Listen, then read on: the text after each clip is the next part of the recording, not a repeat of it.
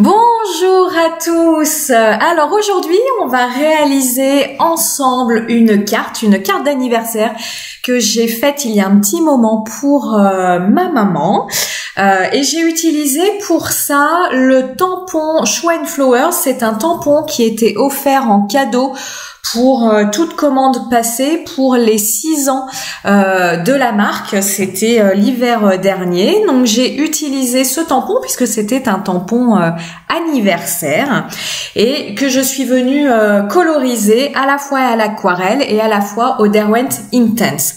Je suis pas spécialement contente de ma colorisation, je vous dirai pourquoi au moment venu, mais pour l'instant je viens tamponner ce grand tampon à l'aide de ma presse de précision. Je ne l'utilise pas souvent, tout simplement parce que je trouve qu'à force de tamponner un même tampon, on a le trait du tamponnage qui s'épaissit et je n'aime pas beaucoup ça. Mais là, le tampon était plein de détails, donc j'avais besoin de le tamponner directement sur mon fond de carte parce que je ne me voyais pas découper l'ensemble des détails qui composent cette composition. Donc je l'ai tamponné directement sur mon fond de carte. Donc comme je vais utiliser une aquarelle granuleuse, je l'ai tamponné sur mon papier 100% coton fontaine grain nuageux. Je vais utiliser mes aquarelles Daniel Smith pour le fond et j'utilise une couleur que j'aime beaucoup, c'est l'apatite verte véritable. C'est un vert très naturel. Un vert très naturel et je viens le disposer sur mon fond de carte à l'aide de mon pinceau à la vie Da Vinci. C'est une taille numéro 1.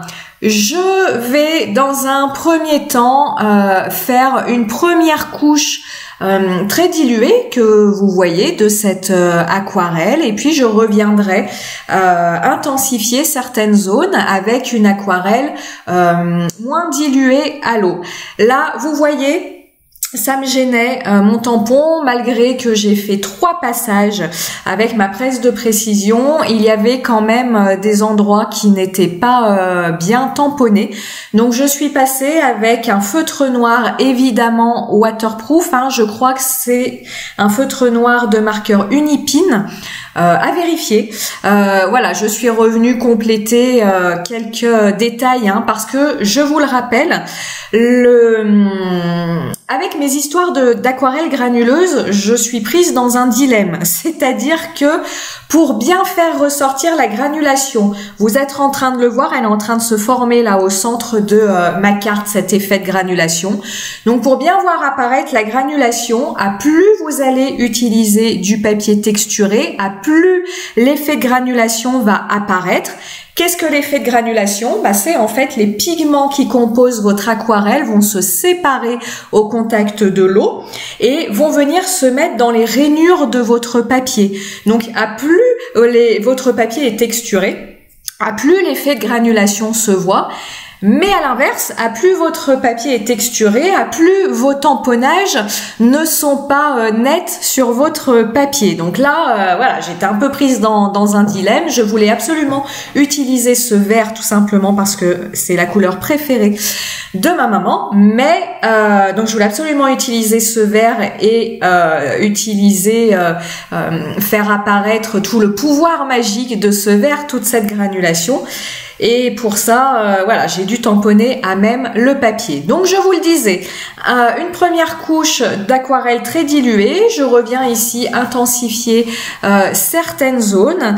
Et au niveau de l'aquarelle granuleuse, je vous le redis, je n'accélère pas le séchage au heat gun, tout simplement parce que le heat gun va fixer le résultat que vous voyez là à l'écran et ne va pas permettre en fait, alors ce que je vous dis là c'est valable pour l'aquarelle granuleuse, ne va pas permettre à ce que l'aquarelle, la granulation s'exprime pleinement. Donc je fais mon fond de page, je le mets de côté, je peux accélérer au heat gun quand mon papier a bien absorbé toute l'aquarelle et qu'il est simplement humide et non pas très humide comme il l'est ici, mais pas avant.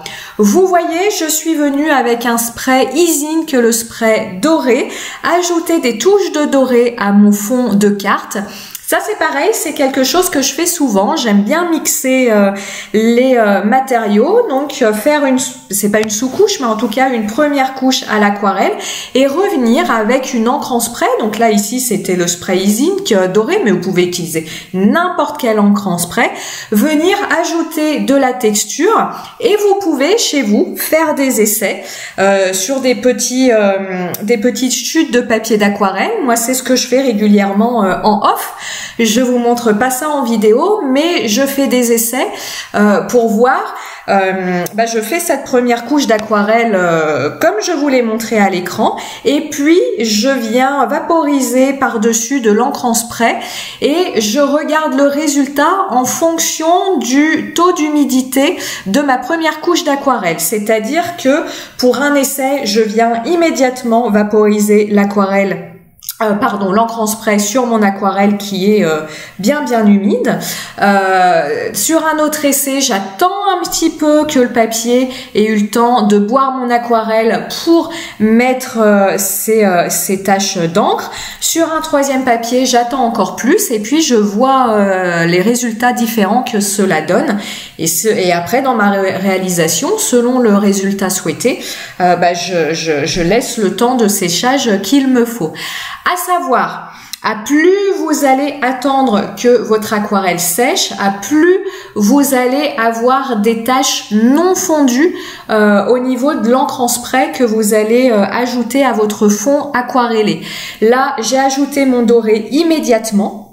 Donc il s'est fondu avec mon verre.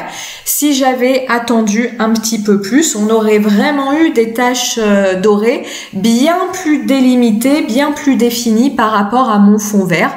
Il n'y a pas de bien ou de moins bien, il y a juste qu'est-ce que l'on souhaite avoir comme résultat. On va passer à la colorisation de mes petits oiseaux. On a un des oiseaux qui est sur la planche anniversaire de Shoe & Flowers et l'autre oiseau est issu d'une planche de la collection Storybook si je ne me trompe pas. Je suis venue coloriser ces oiseaux au Derwent Intense. Comme d'habitude, vous retrouvez en descriptif de la vidéo tout le combo couleur. Et là, en fait, quand je vous dis que je me suis un petit peu plantée niveau couleur, alors je me suis pas plantée dans l'association à proprement parler des couleurs, puisque au niveau du vert, je suis venue reprendre sa complémentaire. On est dans le rouge, on est bon. Mais en fait, vous voyez, j'ai déjà un fond qui est très intense. J'ai ces oiseaux qui sont hyper intenses. Du coup, j'ai toutes mes couleurs qui sont beaucoup trop intenses. Tout est sur le même plan, je trouve. Ce qui fait que, alors, si les couleurs vont entre elles, ce qui fait que pour moi, j'aime pas tellement l'harmonie des couleurs dans le sens où rien ne ressort. J'aurais préféré quelques éléments plus clairs ou peut-être quelques éléments de blanc au milieu de cette réalisation.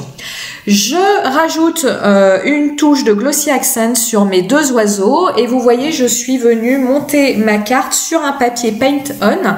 C'est un papier Paint On couleur naturelle, ça se rapproche beaucoup du papier Craft. Et d'ailleurs, je viens ce matin même de commander 2 carnets format carré Paint On, un Paint On Mix Media classique et puis un Paint On avec ce papier-là parce que j'ai envie de faire des colorisations au crayon de couleur sur du papier coloré. Et sur ce papier couleur naturelle, je suis sûre qu'on peut obtenir de très beaux résultats. C'est d'ailleurs les sœurs Chou qui parfois nous montrent des colorisations sur ce type de papier et je trouve ça vraiment joli. Donc voilà, ça m'a donné envie. Donc j'ai commandé ces petits carnets, donc vous n'allez pas tarder à voir des choses sur ces carnets. Comme toujours, des petites touches au marqueur acrylique blanc Artistro, le petit titre toujours issu de la planche anniversaire que je suis venue tamponner sur mon papier Paint On, encore une fois Mix Media, mes couleurs naturelles. Et voilà, ma carte est terminée. Alors, si moi j'aime pas trop les couleurs, ça a bien plu à ma mère, donc ça me va bien. Mais je reste convaincue qu'il y a un truc qui va pas au niveau de ces couleurs. Vous le voyez, l'effet de granulation? On voit bien ce vert qui a un aspect aussi marron. Je le redis, c'est un vert très naturel qui est, moi je trouve très très beau. Allez, je vous souhaite de bonnes réalisations, faites des tests, essayez des choses et on se dit à très bientôt pour une nouvelle vidéo. Ciao, ciao!